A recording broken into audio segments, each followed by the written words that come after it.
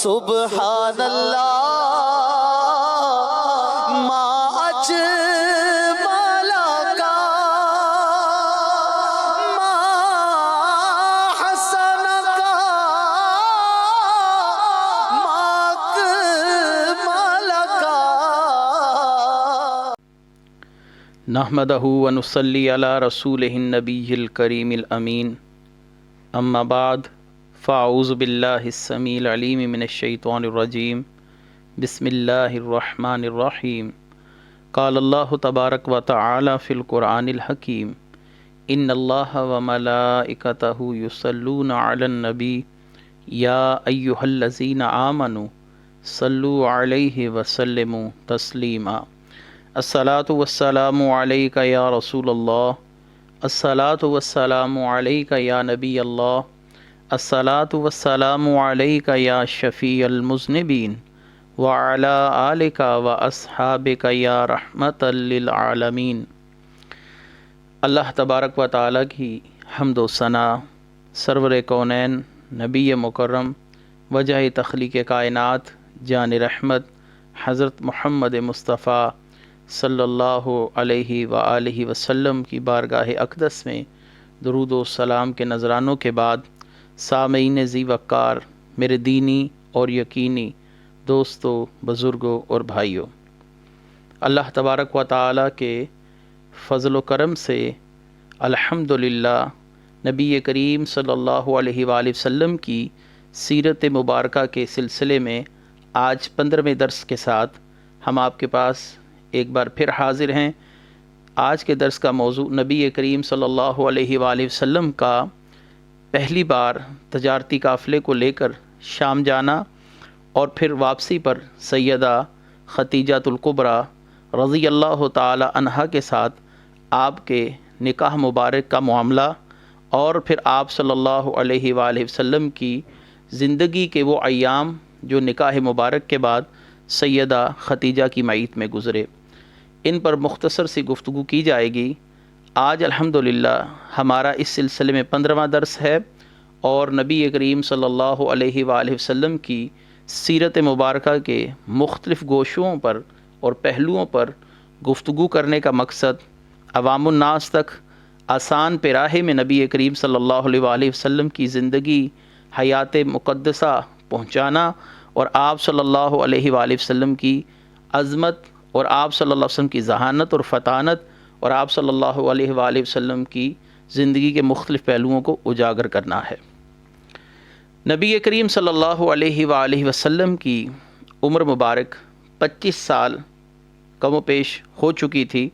اور آپ صلی اللہ علیہ وآلہ وسلم اپنی امانت داری، دیانت داری، ذہانت اور فطانت، صداقت، حسن معاملہ کی وجہ سے پورے مکہ کے اندر ایک منفرد مقام رکھتے تھے اور جانے اور مانے جاتے تھے. نبی کریم صلی اللہ علیہ وآلہ وسلم کی انفرادیت کو اگر دیکھا جائے تو بہت آسان اور سہل طریقے سے اگر سمجھنا پڑے اور سمجھانا پڑے تو پھر آسانی سے اس کو ان 2 لفظوں میں بیان کیا جا سکتا ہے کہ نبی کریم صلی اللہ علیہ وسلم کو اپنے پرائے سب ہی صادق اور امین کہہ کر پکارتے تھے. ان معزز القاب سے یقیناً نبی کریم صلی اللہ علیہ وآلہ وسلم کو یاد کرنا اور آپ صلی اللہ علیہ وسلم کی شہرت ان 2 معزز الفاظ کے ساتھ اس بات کا واضح اشارہ ہے کہ رسول اللہ صلی اللہ علیہ وآلہ وسلم زندگی کے ان ایام تک کس احتیاط کے ساتھ اور کس تقوی کے ساتھ پہنچے تھے، حتیٰ کہ آپ کو صادق اور امین کہا جاتا تھا. لین دین کے معاملات میں آپ صلی اللہ علیہ وسلم بالکل کھرے انسان تھے، اور آپ صلی اللہ علیہ وسلم کی ذات بے عیب اور پاک ذات تھی. انہی ایام میں مکہ کے اندر ایک بڑی ہی دانا، معاملہ فہم، انتظامی صلاحیتوں سے بہرہ مند اور پورے عرب کے اندر نامور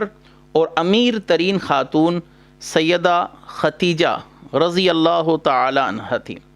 سیدہ ختیجہ رضی اللہ تعالی عنہا، آپ اس سے پہلے بھی آپ کے 2 نکاح ہو چکے تھے، اور آپ کے تجارتی قافلے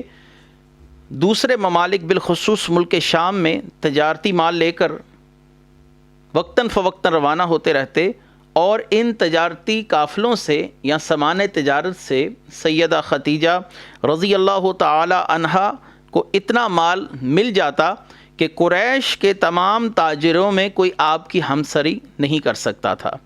کوئی شخص بھی آپ کا ہم پلہ نہیں تھا، آپ کی ہمسری نہیں کر سکتا تھا۔ لہٰذا آپ ہر بار اپنا وکیل تجارت مقرر کرتی جو سامان لے کر جاتا اور تمام کاروباری امور کا ذمہ دار ہوتا، یہاں سے سامان لے کر شام میں اور شام سے سامان لا کر مکے میں فروخت کرتا۔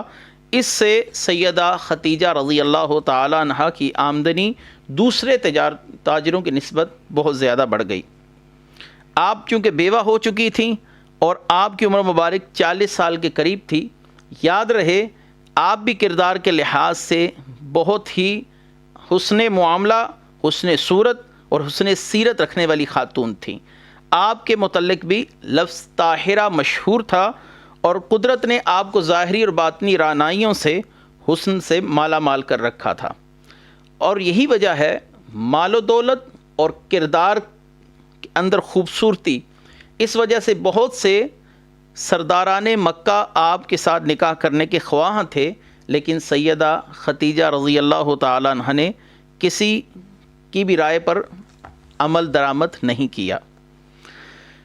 سیدہ خدیجہ عرصہ دراز سے نبی کریم صلی اللہ علیہ وآلہ وسلم کے لیے لفظ صادق اور امین سنتی آ رہی تھیں، اور نبی کریم صلی اللہ علیہ وآلہ وسلم کی امانت، دیانت اور شرافت کا بے نظیر شہرہ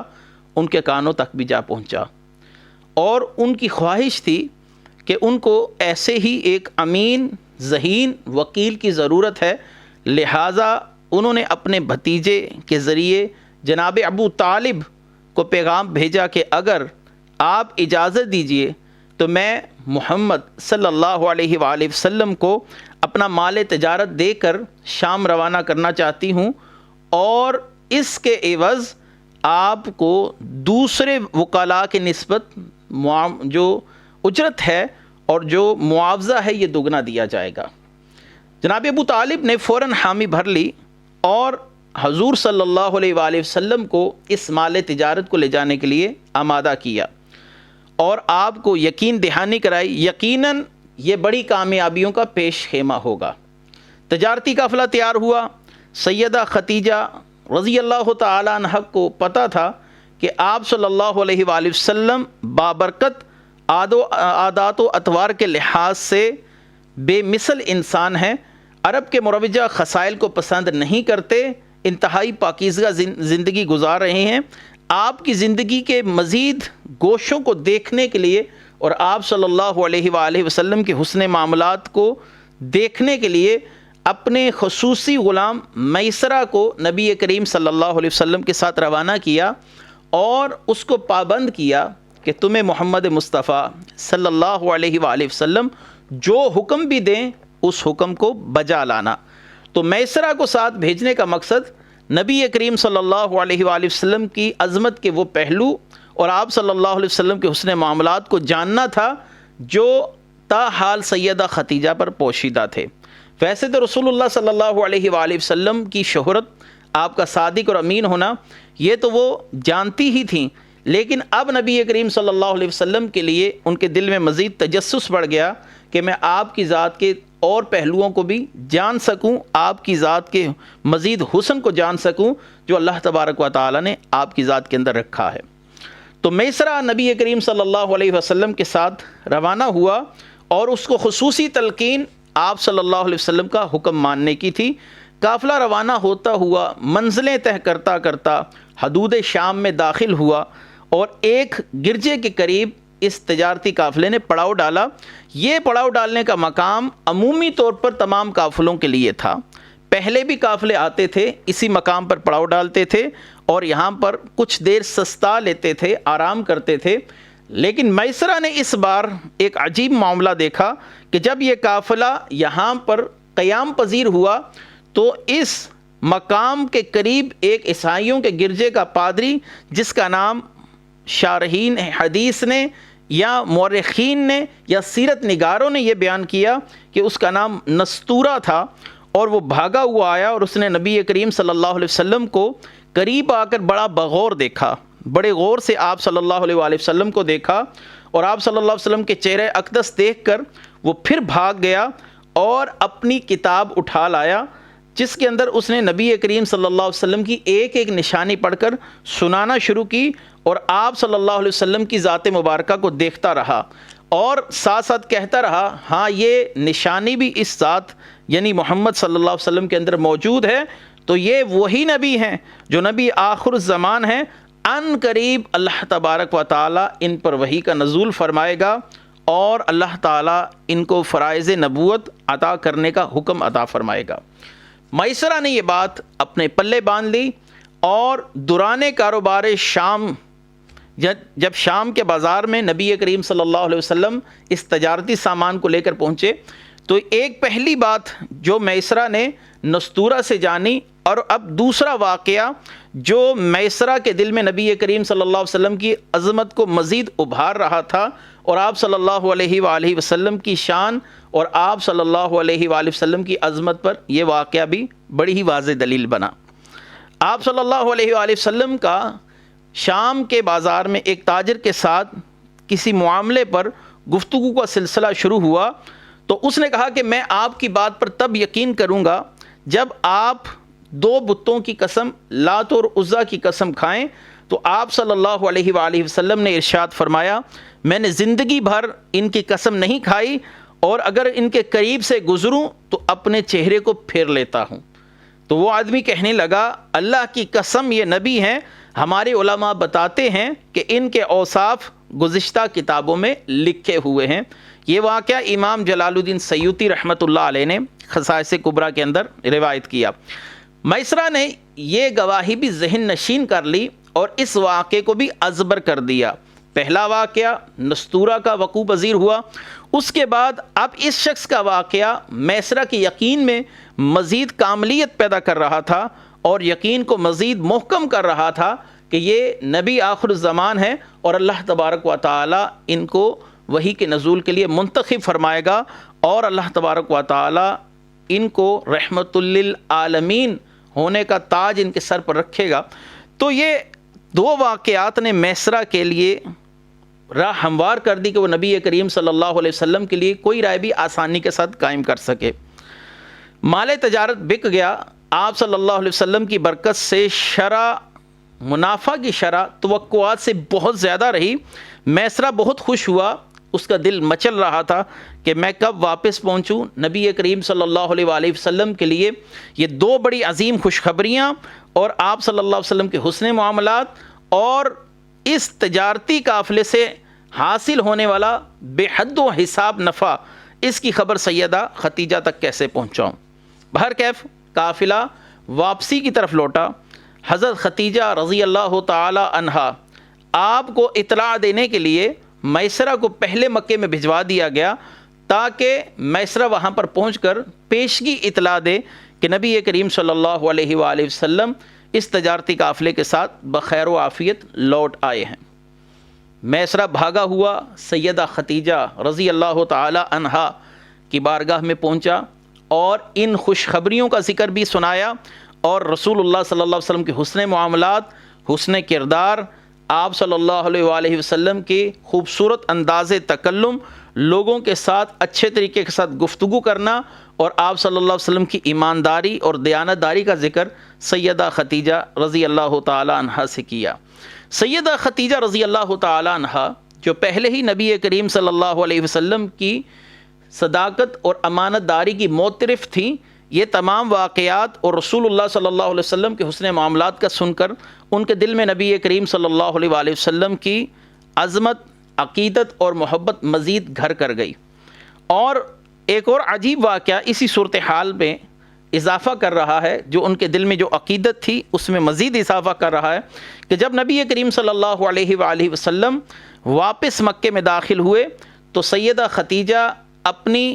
کچھ سہیلیوں کے ساتھ اس قافلے کو آتے ہوئے دیکھ رہی تھیں، تو رسول اللہ صلی اللہ علیہ وآلہ وسلم جس اونٹ پر تشریف فرما تھے، آپ کا چہرہ اقدس چاند کی طرح چمک رہا تھا، اور آپ کا چہرہ بہت خوبصورت نظر آ رہا تھا اور آپ کے سر کے اوپر 2 بڑے پرندے سایہ کیے ہوئے تھے۔ تو یہ دیکھ کر سیدہ ختیجہ کے دل میں وہ خوشخبریاں جو میسرہ نے نستورہ سے اور شام کے بازار میں ایک شخص سے سنی تھی، ان کی تصدیق ہو گئی کہ یہ نبی ہی کا منصب ہے کہ اللہ تبارک و تعالی اس کے ساتھ ایسے فضل اور کرم والے معاملات فرماتا ہے جو دوسرے لوگوں کا حصہ نہیں بنتے زندگی کا۔ تو آپ نے نبی کریم صلی اللہ علیہ وآلہ وسلم کی زندگی کے اس پہلو کو جاننے کے بعد کہ آپ صلی اللہ علیہ وسلم کو ان قریب اعلان نبوت سے اعلان نبوت کا حکم دیا جائے گا کہ آپ صلی اللہ علیہ وآلہ وسلم اعلان نبوت فرما دیں، تو سیدہ ختیجہ عجلت میں آئیں اور انہوں نے چاہا کہ نبی کریم صلی اللہ علیہ وسلم کے عقد میں آ جائیں تاکہ آپ صلی اللہ علیہ وآلہ وسلم کو جو عظمت اور جو اللہ تبارک و تعالیٰ نے بلندی دی ہے وہ نبی کریم صلی اللہ علیہ وسلم کی ان برکتوں سے مستفیض ہو سکیں اور آپ صلی اللہ علیہ وسلم کی زندگی میں آپ کی ہم سفر بن کر آگے بڑھ سکیں۔ تو سیدہ ختیجہ ایک انتہائی ذہین و فطین خاتون تھی، لہٰذا آپ نے اس صورتحال کے لیے اپنی محرم راز سہیلی نفیسہ بنت منیہ کو منتخب فرمایا اور ان کے ذریعے نبی کریم صلی اللہ علیہ وآلہ وسلم کی مرضی جاننے کے لیے آپ نے ان کو بھیجا۔ نفیسہ بنت منیہ نبی کریم صلی اللہ علیہ وآلہ وسلم کی بارگاہ میں پہنچی اور آپ صلی اللہ علیہ وآلہ وسلم سے بڑے احسن انداز سے گفتگو کرتے ہوئے کہنے لگیں کہ اے محمد صلی اللہ علیہ وآلہ وسلم، آپ عقد فرما لیجئے۔ آپ صلی اللہ علیہ وسلم نے ارشاد فرمایا میرے پاس اس وقت اتنا مال نہیں ہے کہ میں عقد کر سکوں۔ تو سید نفیسہ بنت منیہ نے فرمایا میں اس کا بندوبست کیے دیتی ہوں اور میں نے آپ کے لیے ایک بہت ہی اچھا رشتہ تلاش کیا ہے، اور وہ اپنے حسن اور اپنے معاملات اور اپنی دولت کی وجہ سے پورے شہر مکہ کے اندر مشہور ہیں اور ان کا کردار بالکل آئینے کی طرح صاف ہے۔ تو نبی کریم صلی اللہ علیہ وآلہ وسلم نے ان سے پوچھا کہ وہ کون ہیں؟ تو نفیسہ بنت منیہ نے فرمایا کہ وہ سیدہ ختیجہ طاہرہ رضی اللہ تعالی عنہا ہے۔ نبی کریم صلی اللہ علیہ وآلہ وسلم نے اپنی طرف سے ہاں کرنے کی بجائے یہ معاملہ اپنے چاچا ابو طالب کے سپرد کر دیا تاکہ دونوں خاندانوں کے بڑے مل کر اس فیصلے کو طے کریں اور کسی منطقی اور حتمی نتیجے تک پہنچا سکیں۔ لہٰذا نفیسہ بنت منیہ نے جناب ابو طالب کے ساتھ اس مسئلہ کے اندر گفتگو کی۔ ابو طالب کو بہت خوشی ہوئی کہ وہ عورت جس کے ساتھ سرداران مکہ شادی کرنے کی خواہش رکھتے ہیں، خواہش مند ہیں، اور متعدد بار ان کو رشتے بھیجے گئے لیکن انہوں نے تسلیم نہیں کیا، ایسی پاک، ایسی نفیس، ذہین اور فطین عورت خود آپ صلی اللہ علیہ وآلہ وسلم کے ساتھ نکاح کرنے کے لیے پیغام بھیج رہی ہیں۔ لہٰذا اس سارے معاملے کے اندر نبی کریم صلی اللہ علیہ وسلم کے تمام چچا اور سیدہ ختیجہ رضی اللہ تعالی عنہ کے چچا زاد بھائی ورقہ بن نوفل اور آپ کے چچا عمر بن اسد رضی اللہ تعالی عمر بن اسد یہ اس میں شامل ہوئے اور نکاح کے لیے ایک تقریب کا انعقاد کیا گیا۔ جانبین کی طرف سے متفقہ طور پر دن کا تعین کیا گیا، وقت کا تعین کیا گیا، اور آپ صلی اللہ علیہ وآلہ وسلم اپنے چچاؤں کے ہمراہ جن میں ابو طالب، سیدنا حمزہ رضی اللہ تعالیٰ عنہ اور دیگر چچا تھے، یہ معززین قریش بھی سیدہ ختیجہ کے گھر میں پہنچے، اور حضرت ختیجہ کے والد خویلد یہ پہلے ہی انتقال فرما چکے تھے۔ یہاں پر ایک کمزور روایت پیش کی جاتی ہے کہ سیدہ ختیجہ کے والد زندہ تھے، اور ایک غیر اخلاقی سی روایت کا ذکر کیا جاتا ہے، بعض سیرت نگار ذکر کرتے ہیں، تو میں اس طرف اتنا ہی اشارہ کرتا ہوں کہ اس کی سند میں ابہامات ہیں، اس کی سند صحیح ثابت نہیں۔ یہی واقعہ راجح ہے، یہی صحیح ہے کہ نبی کریم صلی اللہ علیہ وسلم کا جب نکاح سیدہ ختیجہ الکبریٰ رضی اللہ تعالی عنہ کے ساتھ کیا گیا، اس وقت سیدہ ختیجہ کے والد اس دنیا سے رحلت فرما گئے تھے۔ اب اس نکاح کے لیے خطبہ پڑھا گیا۔ پہلا خطبہ جناب ابو طالب نے پڑھا۔ تمام تعریف اللہ کے لیے ہے جس نے ہمیں حضرت ابراہیم کی اولاد، حضرت اسماعیل کی نسل اور سردار معاد کی صلب اور سردار مضر کی اصل سے پیدا فرمایا، اور ہمیں خانہ کعبہ کا خادم اور حرم شریف کا منتظم بنایا۔ ہمیں ایسا گھر دیا جس کا حج کیا جاتا ہے، اور ایسا حرم دیا جو امن کا گہوارہ ہے۔ ہمیں لوگوں پر حاکم بنایا۔ میرا بھتیجا محمد بن عبداللہ علم و حکمت، فضل اور شرف میں بے مثل ہے، اگرچہ اس کے پاس ظاہری مال و دولت، ظاہری اسباب کم ہیں، مگر اس مال کی حیثیت ہی کیا جو ایک ڈھلتی ہوئی چھاؤں ہے۔ اس کی نسبی قرابت داری سے آپ سب آگاہ ہیں۔ یہ خطاب تھا ان تمام لوگوں کے لیے جو حاضرین وقت نکاح تھے۔ ان کی نسبی قرابت داری سے آپ سب آگاہ ہیں، چنانچہ انہوں نے ختیجہ بنت خویلد کے ساتھ رشتہ ازواج میں منسلک ہونے کی خواہش کی، اور اتنا مہر ادا کر دیا گیا اور اتنا مہر مقرر کر دیا گیا۔ اس کے بعد ورقہ بن نوفل کھڑے ہوئے اور انہوں نے خطبہ پڑھا۔ ورقہ بن نوفل نے کہا، تمام تعریف اللہ کے لیے ہے جس نے ہمیں ایسا ہی پیدا کیا جیسا کہ آپ نے بتایا، اور ان لوگوں پر فضیلت عطا کی جن کو آپ نے شمار فرمایا۔ بے شک ہم عرب کے قائد و سردار ہیں اور آپ اس سیادت کے اہل ہیں۔ کوئی خاندان آپ کی فضیلت کا منکر نہیں ہے، اور نہ ہی کوئی آپ کے فخر و شرف کو چیلنج کر سکتا ہے۔ بات یہ ہے کہ ہمارے دل میں آپ کے ساتھ رشتہ داری قائم کرنے کی خواہش و رغبت پیدا ہوئی ہے، پس تم گواہ ہو جاؤ اے گروہ قریش کہ میں نے 400 دینار حق مہر کے عوض محمد بن عبداللہ کو سیدہ ختیجہ بنت خویلد کے ساتھ نکاح کر دیا۔ یہ ازدواجی خطبہ پڑھ کر ورقہ بن نوفل چپ ہوئے۔ ابو طالب کی خواہش تھی کہ سیدہ ختیجہ کے چچا عمرو بن اسد بھی اس نکاح کا خطبہ پڑھیں، وہ بھی اس سلسلے میں کچھ کلام فرمائیں۔ تو عمرو بن اسد نے کھڑے ہو کر کہا، اے گروہ قریش، گواہ ہو جاؤ میں نے محمد بن عبداللہ کے ساتھ ختیجہ کا نکاح کیا، حضور نے نکاح قبول کر لیا اور سرداران قریش نے گواہی دی۔ یہ تینوں خطبات جو میں نے آپ کے سامنے پڑھے، امام زرقانی نے شرح المواہب الدنیا کے اندر ان کو بیان کیا۔ یہاں پر ایک انتہائی اہم مسئلہ جو توجہ کا طالب ہے، اور میں اس پر گفتگو کر کے آگے بڑھنا چاہوں گا۔ نبی کریم صلی اللہ علیہ وآلہ وسلم نے جب سیدہ ختیجہ رضی اللہ تعالیٰ عنہ سے نکاح فرمایا تو آپ کی عمر مبارک بالاتفاق مورخین اور سیرت نگار 25 سال تھی، اور نبی کریم صلی اللہ علیہ وآلہ وسلم کی عمر سے سیدہ ختیجہ الکبریٰ رضی اللہ تعالیٰ عنہ کا جو فرق ہے وہ 15 سال کا تھا، یعنی آپ عمر میں ان سے 15 سال بڑی تھیں۔ تو یوں سیدہ ختیجہ رضی اللہ تعالیٰ عنہ کی عمر 40 برس ہوئی، اور اس بات پر بھی تمام اہل علم اتفاق رکھتے ہیں کہ نبی کریم صلی اللہ علیہ وآلہ وسلم نے سیدہ ختیجہ الکبریٰ کی زندگی میں دوسرا نکاح نہیں کیا،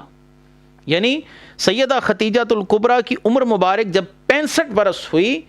یعنی 40 سال کی عمر میں نکاح کیا، اور 25 سال نبی کریم صلی اللہ علیہ وسلم کی رفاقت میں رہیں، اور نبی کریم صلی اللہ علیہ وآلہ وسلم کی رفاقت میں سیدہ ختیجہ نے 25 سال گزارے، اور آپ کی عمر نبی کریم صلی اللہ علیہ وآلہ وسلم کی عمر مبارک اس وقت 50 سال تھی جب سیدہ ختیجہ رضی اللہ تعالیٰ عنہ کا انتقال ہوا۔ یہ بات بھی قابل غور ہے کہ نبی کریم صلی اللہ علیہ وآلہ وسلم پر جس وقت سب سے پہلی وحی کا نزول ہوا، اس وحی سے لے کر اگلے مزید 10 سال تک سیدہ ختیجہ رسول اللہ صلی اللہ علیہ وسلم کے ساتھ ہر مصائب و علم میں، ہر مسئلے میں ساتھ شانہ بشانہ کھڑی رہیں۔ اس بات میں اگرچہ علماء میں اختلاف ہے کہ پہلے اسلام کس نے قبول کیا، تو یہ بحث مردوں میں ہے۔ اگر مطلقاً گفتگو کی جائے کہ پہلے اسلام کس نے قبول کیا، تو اس بات میں کوئی دوسری رائے نہیں ہے کہ سیدہ ختیجہ نے اسلام حضرت ابو بکر صدیق رضی اللہ تعالیٰ عنہ اور سیدنا علی بن ابی طالب سے پہلے قبول کیا۔ تو سیدہ ختیجہ رضی اللہ تعالیٰ عنہ وہ پہلی خاتون ہیں جنہوں نے رسول اللہ صلی اللہ علیہ وسلم کی بلا جھجک بغیر کسی تردد کے تصدیق کی، اور سب سے پہلے اسلام لانے والی خاتون بنی۔ اسی پر آپ نے بس نہیں کیا، نبی کریم صلی اللہ علیہ وآلہ وسلم کو ہر مشکل مقام میں آپ سے سہارا ملا۔ آپ نے اپنی دولت بے دریغ اسلام کے لیے خرچ کی اور آپ صلی اللہ علیہ وآلہ وسلم کی ہر مصیبت میں آپ صلی اللہ علیہ وسلم کا ساتھ دیا۔ یہی وجہ ہے کہ جب نبی کریم صلی اللہ علیہ وآلہ وسلم کی حیات اقدس کا اگلا پہلو دیکھتے ہیں اور اس کو دو طریق سے ہم گفتگو کرتے ہیں۔ سب سے پہلے تو یہ یاد رہے کہ نبی کریم صلی اللہ علیہ وسلم نے عالم نوجوانی ایک اپنے سے عمر میں بڑی خاتون کے ساتھ گزار دیا، اور اس دوران آپ نے کوئی دوسری شادی نہیں کی۔ تو یہاں پر ان مستشرقین کے سوال کا جواب بھی آ جاتا ہے جو نبی کریم صلی اللہ علیہ وسلم کی ازواج پر اعتراض کرتے ہیں کہ آپ صلی اللہ علیہ وآلہ وسلم نے اتنے نکاح کیوں فرمائے، اور خدا نخواستہ یہ کسی خواہش کے تحت معاملہ ہوا جو انسان کے اندر عورت کی طرف پائی جاتی ہے، کیا یہ اس کا نتیجہ ہے؟ تو قطعاً نہیں۔ نبی کریم صلی اللہ علیہ وسلم کا اپنی نوجوانی میں اپنے سے بڑی خاتون کے ساتھ زندگی بسر کرنا اور کسی دوسرے نکاح کا اس وقت تک کوئی فیصلہ نہ لینا اور آپ کا دوسرا نکاح نہ کرنا، یہ اس بات کی واضح دلیل ہے کہ رسول اللہ صلی اللہ علیہ وآلہ وسلم کے نکاح کسی نہ کسی مصلحت کے تحت وقوع پذیر ہوتے رہے، آپ صلی اللہ علیہ وسلم نکاح فرماتے رہے۔ جو شخص جس کے اندر عورت کی طرف رغبت زیادہ ہو، عورت کی خواہش رکھنے والا ہو، اس بات میں کسی شخص کو بھی شک شبہ نہیں ہے کہ وہ معاملات عمومی طور پر عالم نوجوانی کے اندر سر انجام دیتا ہے۔ یعنی ایک شخص نوجوانی کے اندر جتنا بے لگام ہوتا ہے اور وقت کے ڈھلنے کے ساتھ ساتھ جب اس کی عمر ڈھلتی جاتی ہے تو پھر اس کا دائرہ کار محدود ہوتا جاتا ہے، لیکن نبی کریم صلی اللہ علیہ وآلہ وسلم نے اپنے عالم نوجوانی کے اندر کبھی کسی عورت کی طرف نہیں دیکھا۔ آپ صلی اللہ علیہ وسلم اس معاشرے کے اندر رہ رہے تھے جہاں پر برائی کرنا ایک مروجہ معاملہ تھا، جہاں پر عورت کی کوئی قدر و قیمت نہیں تھی۔ آپ صلی اللہ علیہ وآلہ وسلم کو اللہ تعالیٰ نے ان تمام معاملات سے محفوظ رکھا، آپ معصوم عن الخطا تھے، اور آپ نے ساری زندگی اپنے سے بڑی ایک 15 سال بڑی عمر کی عورت کے ساتھ گزارتی۔ اس تمام بات کا اعتراف غیر مسلموں میں سے بھی بڑے بڑے مستشرقین نے بھی کیا، اور ان کے حوالہ جات بھی انتہائی اہم ہیں۔ ان مستشرقین کے اندر جو مشہور نام ہے، جو نبی کریم صلی اللہ علیہ وسلم کی حیات پر مختلف طریقے سے اعتراضات کرنے میں ماہر سمجھا جاتا ہے، جس کا نام مونٹگمری واٹ ہے، اور وہ بھی کہتا ہے کہ روایتی صراحت اس شادی کی یوں ہے کہ سیدہ خدیجہ الکبریٰ نے نبی کریم صلی اللہ علیہ وسلم کے اعلیٰ کردار اور آپ کی دیانت اور آپ کے قابل اعتماد ہونے کی وجہ سے آپ سے نکاح کیا، اور آپ صلی اللہ علیہ وآلہ وسلم کے ساتھ ساری زندگی بسر کی، اور رسول اللہ صلی اللہ علیہ وآلہ وسلم نے بھی اپنی زندگی کے ابتدائی 25 سال سیدہ خدیجہ الکبریٰ کے ساتھ گزارے، اور آپ نے اس دوران کوئی دوسرا نکاح نہیں کیا۔ یاد رہے کہ رسول اللہ صلی اللہ علیہ وآلہ وسلم کی چاروں بیٹیاں سیدہ زینب،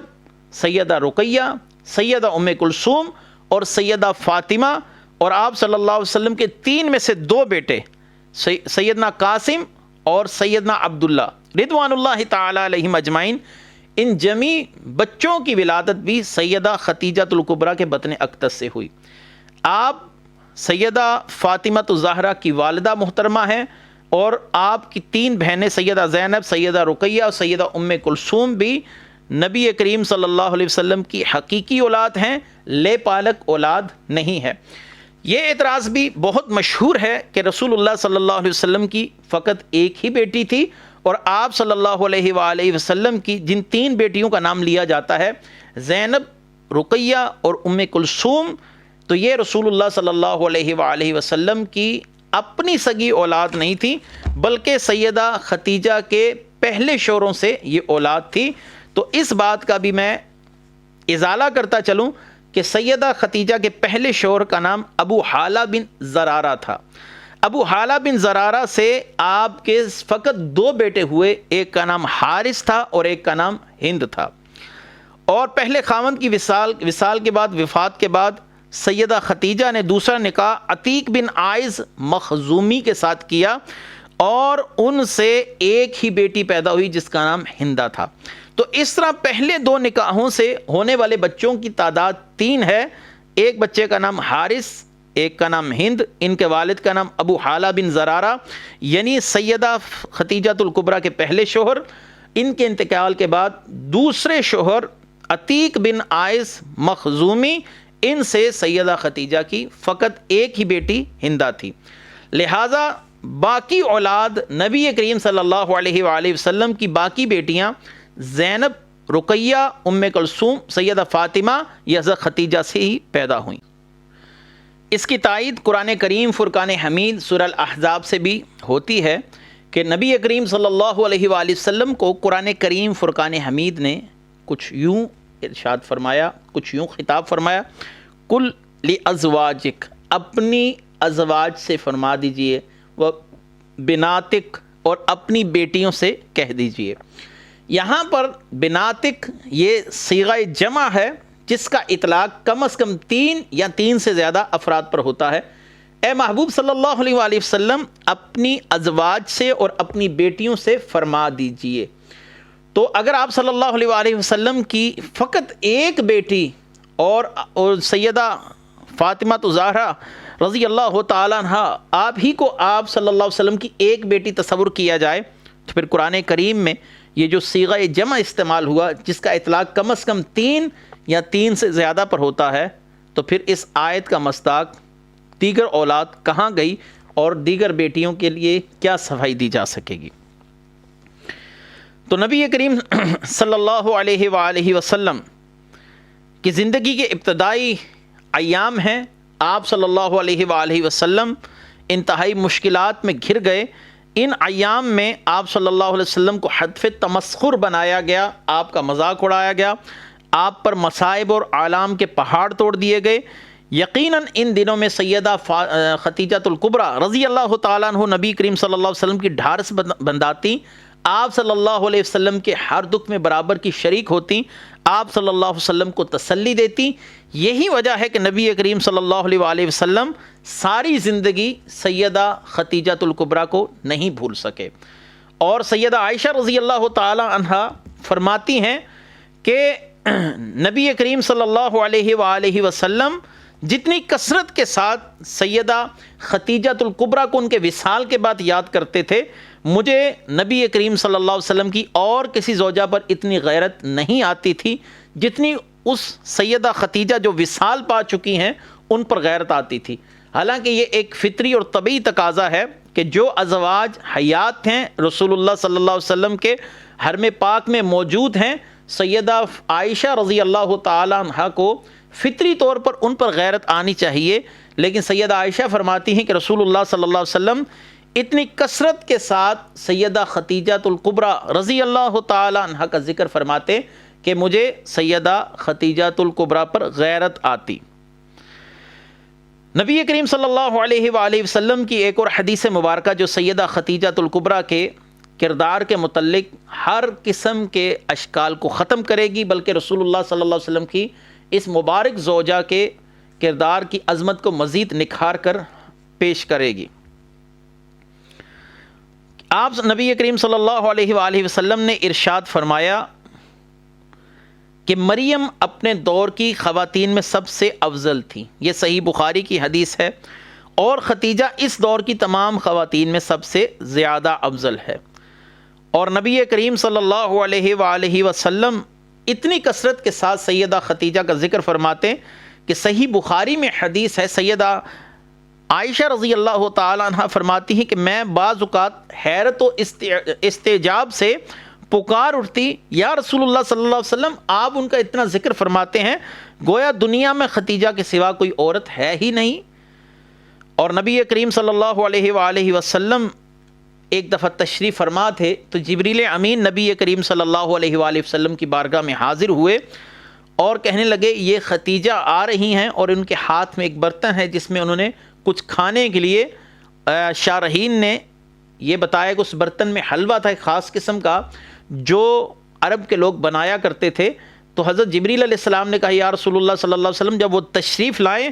تو آپ انہیں رب تعالیٰ کی طرف سے سلام فرما دیجئے اور میری طرف سے بھی انہیں بشارت دیجئے کہ اللہ تعالیٰ نے آپ کو جنت میں نفیس موتیوں کا بنا ہوا محل عطا فرمایا ہے، جس میں کوئی شور شرابہ ہوگا، نہ ہی وہاں پر تھکاوٹ ہوگی۔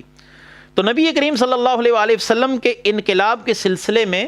سیدہ خدیجہ رضی اللہ تعالیٰ عنہ کا کردار ایک بنیادی حیثیت کا حامل رہا۔ آپ صلی اللہ علیہ وآلہ وسلم نے سیدہ خدیجۃ الکبریٰ رضی اللہ تعالیٰ عنہ کے وصال کے بعد بھی سیدہ خدیجۃ الکبریٰ رضی اللہ تعالیٰ عنہ کی محبت اور آپ صلی اللہ علیہ وآلہ وسلم جو ان کے ساتھ تعلق تھا اس میں کوئی کمی دیکھنے میں نہیں آتی، بلکہ ایک بڑا ہی خوبصورت واقعہ جس سے ہمارے قارئین یہ اندازہ لگا سکتے ہیں کہ رسول اللہ صلی اللہ علیہ وسلم کو سیدہ خدیجۃ الکبریٰ رضی اللہ تعالی عنہا کے ساتھ کس حد تک محبت تھی۔ رسول اللہ صلی اللہ علیہ وسلم کی صاحبزادی جن کی والدہ سیدہ خدیجۃ الکبریٰ ہی تھیں، یعنی سیدہ زینب رضی اللہ تعالی عنہا، ان کے شوہر ابو العاص جنگ بدر میں گرفتار ہو کر آئے، اور یاد رکھیے کہ ابو العاص اس وقت مسلمان نہیں تھے اور شرعی طور پر مشرکین کے ساتھ نکاح کی ابھی ممانعت بھی نہیں آئی تھی، اس لیے رسول اللہ صلی اللہ علیہ وسلم کی بیٹی سیدہ زینب ابو العاص کے نکاح میں تھی، جو بدر کا قیدی بنا کر رسول اللہ صلی اللہ علیہ وسلم کی بارگاہ میں لایا گیا۔ تو نبی کریم صلی اللہ علیہ وآلہ وسلم نے ان قیدیوں کو فدیہ دے کر اپنی آزادی کے لیے بیان فرمایا کہ تم کچھ فدیہ دو اور اس کے بدلے تمہیں آزاد کر دیا جائے گا۔ ابو العاص نے سیدہ زینب کو پیغام بھیجا کہ میری آزادی کے لیے فدیے کی کچھ رقم بھیجیں تاکہ مجھے نبی کریم صلی اللہ علیہ وآلہ وسلم آزاد فرما دیں۔ اس وقت سیدہ زینب کے پاس کوئی خاص رقم موجود نہ تھی، لیکن آپ کے پاس ایک قیمتی موتیوں کا ہار تھا جو انہیں سیدہ خدیجہ کی طرف سے جہیز میں ملا تھا، اور آپ نے اپنے شوہر ابو العاص کی آزادی کے لیے وہی ہار نبی کریم صلی اللہ علیہ وسلم کی بارگاہ میں بھجوا دیا۔ نبی کریم صلی اللہ علیہ وآلہ وسلم نے جب اس ہار کو دیکھا تو آپ صلی اللہ علیہ وسلم کو سیدہ خدیجۃ الکبریٰ یاد آ گئیں، اور آپ صلی اللہ علیہ وسلم کی آنکھوں مبارک سے آنسو روا ہو گئے، اور صحابہ کرام بھی آپ صلی اللہ علیہ وسلم کو دیکھ کر رونے لگے۔ آپ صلی اللہ علیہ وآلہ وسلم نے فرمایا کہ میں یہ ہار اپنی بیٹی کو واپس دیتا ہوں اور میں اس کا فدیہ خود دیتا ہوں۔ اور بعض روایتوں میں یہ ہے کہ صحابہ کرام نے نبی کریم صلی اللہ علیہ وسلم سے عرض کیا، یا رسول اللہ صلی اللہ علیہ وآلہ وسلم آپ یہ ہار واپس لوٹا دیجئے، ہم ابو العاص کا فدیہ خود دے دیں گے۔ رسول اللہ صلی اللہ علیہ وآلہ وسلم اس ہار کو دیکھ کر سیدہ خدیجہ کی محبت میں آپ کی آنکھوں سے آنسو آنے لگے، آپ رونے لگے۔ اور اس واقعے کے بعد دوسرا واقعہ جس کو امام بخاری نے اپنی صحیح کے اندر روایت کیا کہ ایک دفعہ سیدہ خدیجہ کی بہن جن کا نام حالہ تھا، یہ حالہ سیدہ عائشہ فرماتی ہیں کہ ایک دفعہ ہمارے گھر میں آئیں تو آپ نے باہر سے آنے کے لیے اذن طلب کیا، تو جب آپ کی آواز نبی کریم صلی اللہ علیہ وسلم کی سماعتوں سے ٹکرائی تو آپ صلی اللہ علیہ وآلہ وسلم نے فرمایا کہ خدیجہ کی آواز حالہ کے ساتھ بہت مشابہ تھی، یا اللہ یہ تو حالہ لگتی ہے۔ آپ نے یہ فرمایا۔ سیدہ عائشہ فرماتی ہے مجھے غیرت آ گئی، میں نے کہا یا رسول اللہ صلی اللہ علیہ وآلہ وسلم آپ قریش کی ایک بوڑھی عورت کو کیوں ہر وقت یاد کرتے رہتے ہیں؟ تو نبی کریم صلی اللہ علیہ وسلم نے فرمایا اے عائشہ مجھے اللہ نے ان سے بہتر کوئی بیوی عطا نہیں کی۔ اور نبی کریم ایک اور حدیث مبارکہ اسی متن کے ساتھ اور اس میں کچھ اضافہ ہے جس کو امام ابن حجر اسقلانی نے فتح الباری کے اندر روایت کیا کہ اللہ تعالیٰ نے آپ کو بوڑھی عورت یعنی سیدہ خدیجہ کے بدلے ایک کمسن عورت یعنی میں، سیدہ عائشہ کا اشارہ اپنی طرف تھا، عطا کر دی۔ آپ صلی اللہ علیہ وسلم کو یہ سن کر جلال آ گیا، اور سیدہ عائشہ نے جب نبی کریم صلی اللہ علیہ وسلم کے چہرے اقدس پر یہ جلال کے اثرات دیکھے تو فوراً کہنے لگی یا رسول اللہ صلی اللہ علیہ وآلہ وسلم مجھ سے خطا ہوئی، مجھ سے غلطی ہوئی، اللہ کی قسم، اس رب کی قسم جس نے آپ کو حق کے ساتھ مبعوث کیا، میں آئندہ ان کا ذکر اچھے الفاظ کے ساتھ ہی کروں گی۔ نبی کریم صلی اللہ علیہ وآلہ وسلم کی تمام اولاد سیدہ خدیجہ کے بطن اقدس سے ہوئی، اور نبی کریم صلی اللہ علیہ وآلہ وسلم کی زندگی میں ایک بہت بڑا جو رنج کا معاملہ تھا وہ یہ تھا کہ جناب ابو طالب کے وصال کے 3 دن کے بعد سیدہ ختیجۃ الکبریٰ کا بھی وصال ہوا، یہ نبی کریم صلی اللہ علیہ وآلہ وسلم کے لیے ایک بہت بڑا غم تھا۔ آپ صلی اللہ علیہ وسلم نے اس پورے سال کو عام الحزن قرار دیا جس سال سیدہ ختیجۃ الکبریٰ کا وصال ہوا تھا۔ نبی کریم صلی اللہ علیہ وآلہ وسلم کی زندگی میں سیدہ ختیجہ پاک کی جو اہمیت اور افادیت تھی وہ اپنی جگہ مسلم۔ یہ ہمارا درس کا سلسلہ جاری ہے۔ نبی کریم صلی اللہ علیہ وآلہ وسلم پر جب پہلی وحی آئی اور اس کے بعد سیدہ ختیجہ کا آپ کو تسلی و تشفی دینا، اور اس کے بعد آپ کا لوگوں کو دعوت فکر اور دعوت دین دینے کے لیے ایک مقام پر اکٹھا کرنا، اور اس کے بعد نبی کریم صلی اللہ علیہ وسلم پر رنج و علم کے پہاڑوں اور مصائب کا بہت امٹ کر آنا، یہ انشاءاللہ العزیز ہم اگلے درس کے اندر بیان کریں گے۔ اللہ تبارک و تعالی ہمیں اپنے محبوب صلی اللہ علیہ وآلہ وسلم اور آپ کی تمام نسبتوں سے محبت اور عقیدت نصیب فرمائے۔ وآخر دعوانا ان الحمد للہ رب العالمین۔ سبحان اللہ